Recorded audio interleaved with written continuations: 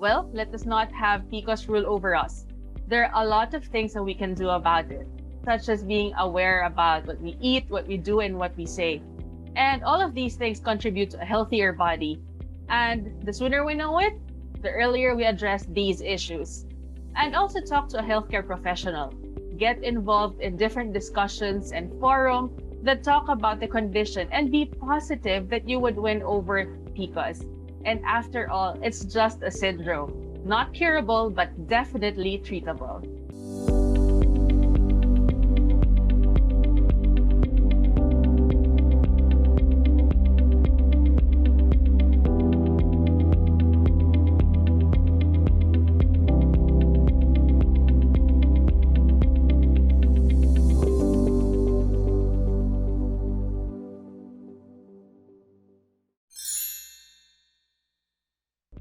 Magandang araw. Ako nga pala si Belle De Leon at I was invited by a very good friend in your society to be with you this day to discuss about my experiences, misconceptions, and my advice to all the people who have a Polycystic Ovary Syndrome or PCOS. Hi, my name is Mika Madrid. I am 25, turning 26 this June. Hi guys, I'm Dana Maniego. I'm 27, working as well. So, he invited me to this interview because yun nga, medyo in line siya sa personal experience ko. A pleasant day to everybody. I'm Dr. Heliaco from the University of Santo Tomas, wishing everybody a successful celebration of Women's Month. PCOS stands for Polycystic Ovarian Syndrome. Polycystic ovarian syndrome is a condition in which the ovaries produce an abnormal amount of androgens. It's a hormonal disorder common among the women of active reproductive age group, and it can also be used to designate as the description of the ovaries, whereby it has numerous small cysts. So I was first diagnosed with PCOS when I was in college. At first, I didn't have any major issues with it because I wasn't planning on having a child while in college. But as months and years have passed, I experienced weight gain, severe acne, and thick armpit hair. The weight gain bothered me, and my doctor told me to take metformin to address the increasing sugar levels in my blood. But I had to discontinue it because my tummy got so upset every day, causing me to be in the bathroom a lot of times each day. The severe acne quite harmed my self-confidence at the time. I denied it, but eventually I lost my confidence and self-esteem in doing the things I enjoy the most, getting involved in social civic projects, and then the depression took over. I had and still have irregular mood swings and periods which could really mess up my daily mood and day-to-day activities. So, I discovered that I have PCOS, I think, in 2020 because parang I've been dealing with cystic acne since I was 18. So, 7 years na siya. And then, I got so bothered to the point na I wanted to consult with an OB-GYN because parang I've done everything and nothing was working. Parang I've tried antibiotics from the past or parang any kind of like treatment from the derma, name it, I've tried it, but nothing's working. That's why I finally said na baka last resort na yung taking birth control pills because I've heard from the past na it actually treats your acne kasi nga baka like hormonal related siya or something. So yeah, I went to my OB-GYN in 2020 and then she required me to take yung ultrasound test to determine if I have PCOS or not. And then that's when they saw na parang I had around 10 to 12 polyps daw. I don't remember na which side of my ovaries, but yes. So I stopped taking pills na kasi parang it didn't really work for me as well. So yeah, I've been trying to manage it na lang naturally. When I had my first menstruation, hindi na siya like monthly basis. But then again, since I was a kid and hindi ako aware of the medical like reasons bakit hindi monthly, akala ko like fun part for me, like kasi lagi ako naglalaro and kid pa ako, high school kid pa ako before. So parang for me, advantage na, okay, I'm not feeling like yung mga masasakit yung puson, hindi ako monthly nagkakaroon ng menstruation. So akala ko parang advantage pa sa akin kasi wow, hindi ako like yung typical girls na monthly nagme-menstruate, ganyan.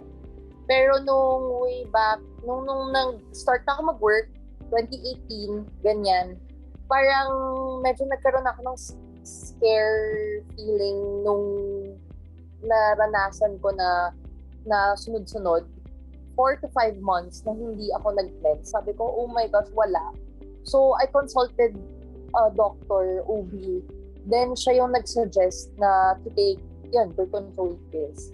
Then, I just took it for 6 months or 8 months since yun yung sabi, 6 cycles. Tapos hanggang ngayon, nung nag-stop ako, naging regular yung mens, but in recent months, bumabalik ulit yung irregularities niya. Like, may times na hindi na naman ako nag-mens ng regularly. Up to now, the exact cause of PCOS is not known. However, many women with PCOS are noted to be insulin resistant. PCOS may also run in families. Definitely, stress and environmental factors play a role in this development. Most of the time, the hormonal balance interferes with ovulation, and this is the cause as to why our patients seek consultation because of changes in their menstrual cycle. So aside from having irregular periods, other symptoms would include hair loss, for the married couple, infertility, being overweight, and something that most people do not like, presence of hirsutism, as well as the presence of acne. So look at these photos.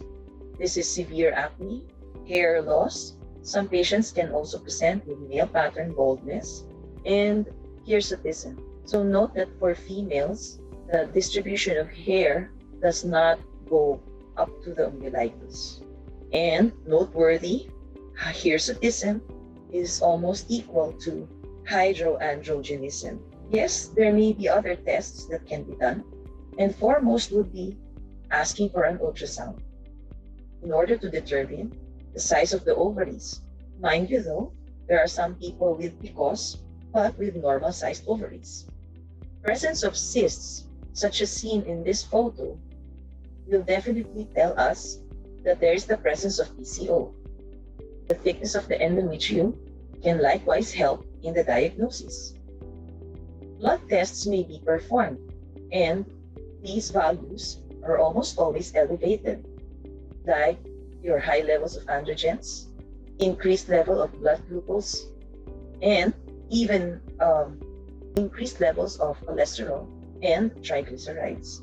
We still follow the Rotterdam criteria for the diagnosis of PCOS, whereby 2 out of 3 of the following criteria will give a diagnosis: menstrual abnormality, hyperandrogenism, and or the presence of your polycystic ovaries. Definitely one of the biggest misconceptions is you're infertile and you will never have a child.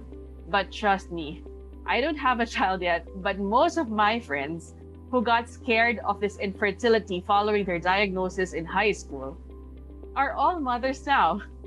So not all PCOS patients have diabetes, but there is a correlation, so watch your diet, ladies.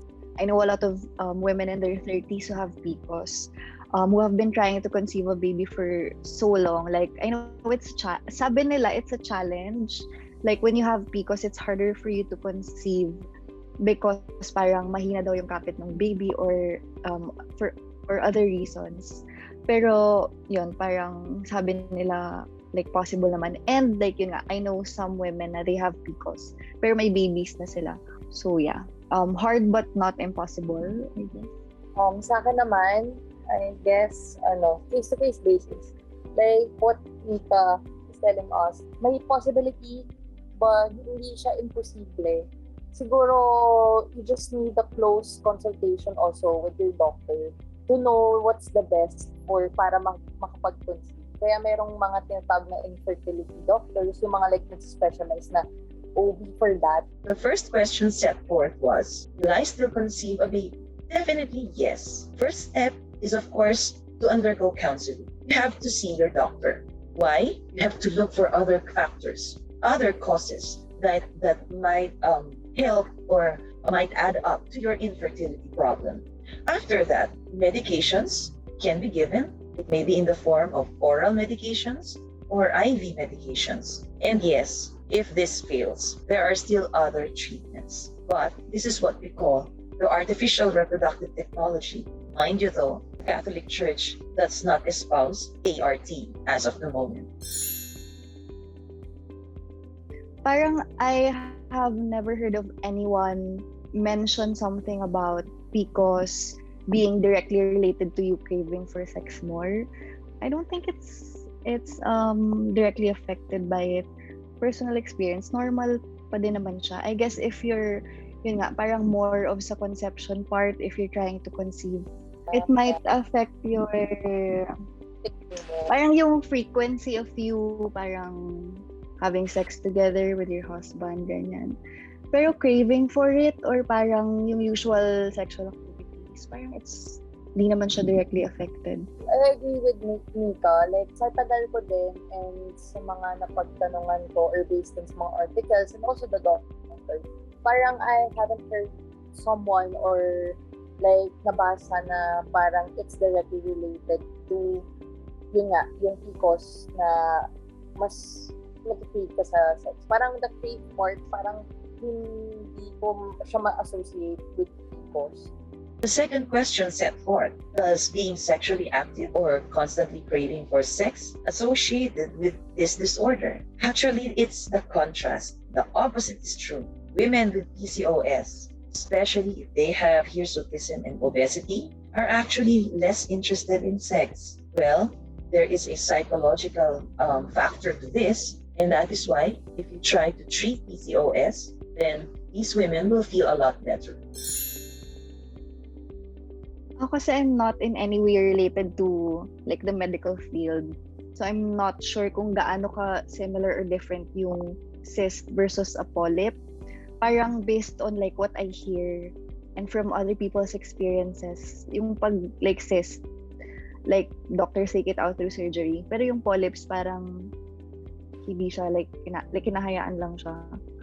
So, yeah. So, yun din. Like, confusing din talaga siya.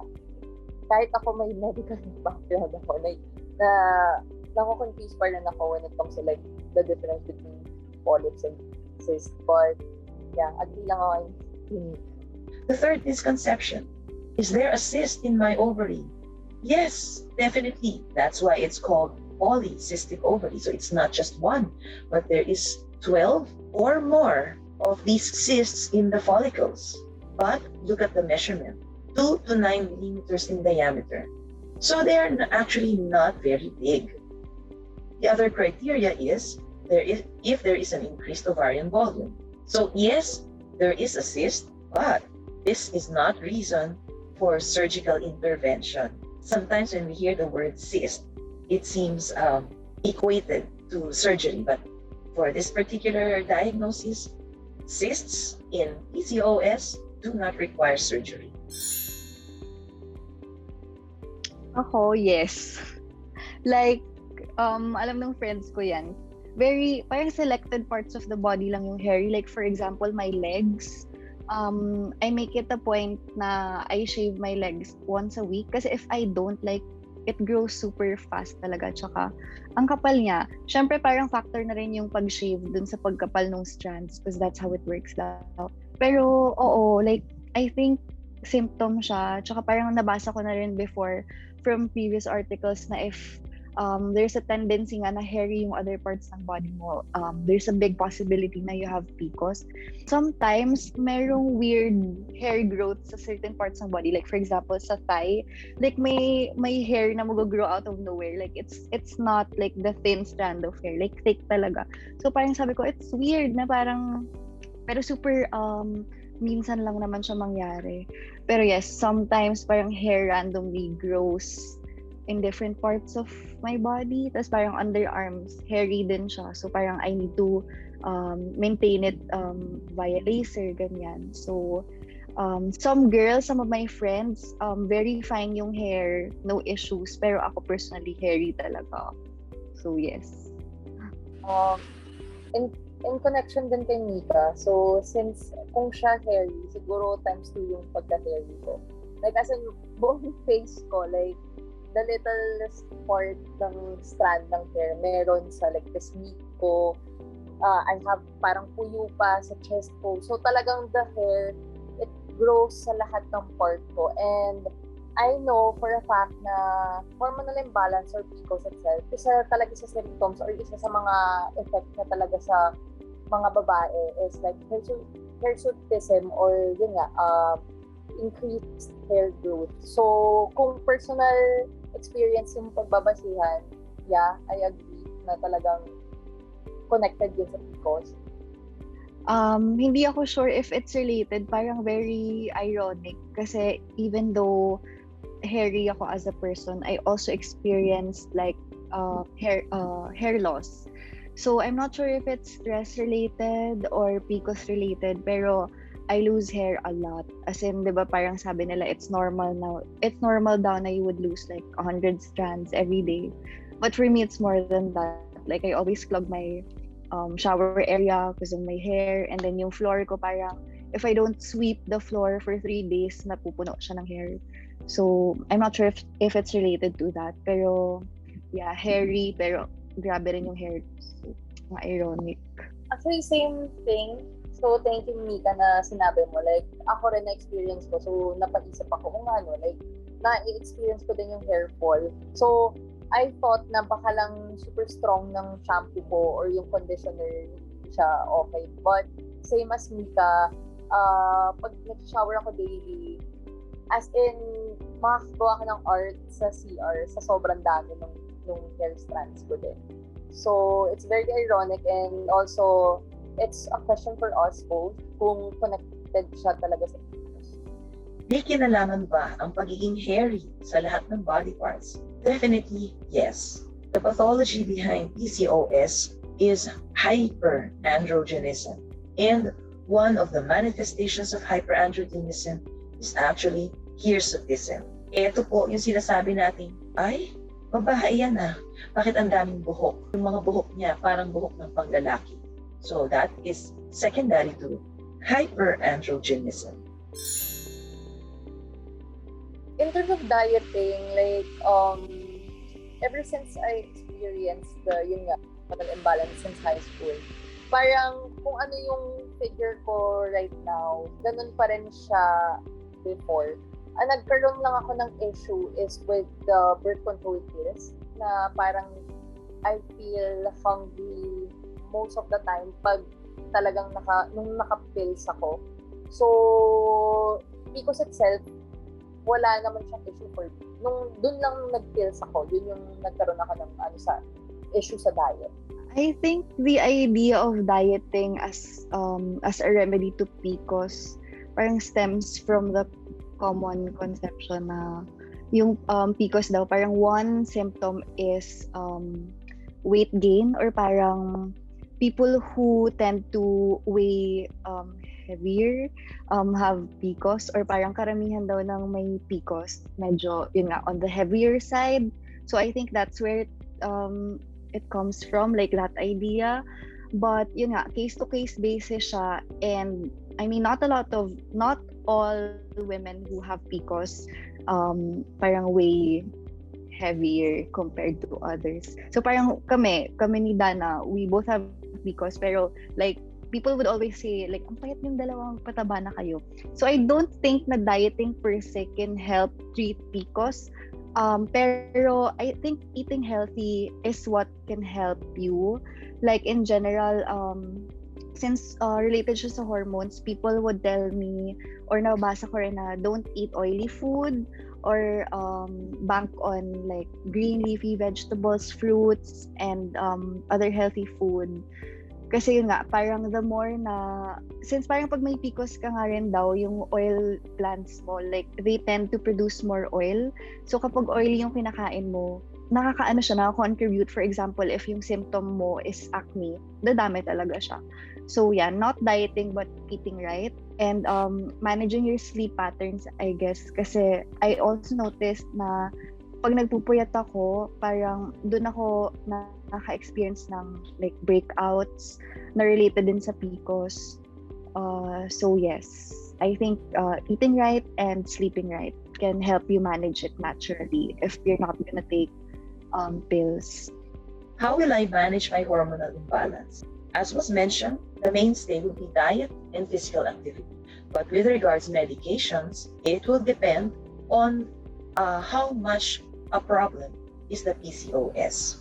You see, we can give a trial of medications for about 6 months to 12 months, and we do get very good results, meaning the PCO has been managed. However, at the back of our minds, PCO, even if it is treated, has the propensity of coming back, perhaps about 2 to 3 years if left untreated. But with further medications, more or less the PCO is controlled. And don't forget diet and increased physical activity. What kind of diet should I do? Will losing weight relieve my symptoms? Well, definitely losing weight will relieve not only PCO symptoms, but other symptoms as well.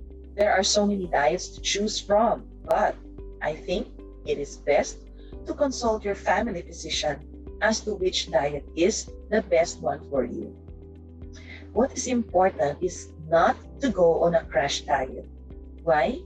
A lot of crash diets fail because it's very easy to have a rebound after the crash diet. So I think it's best to consult a family physician whom I am pretty sure will also ask you to have perhaps a nutritionist to guide you on the proper foods to eat.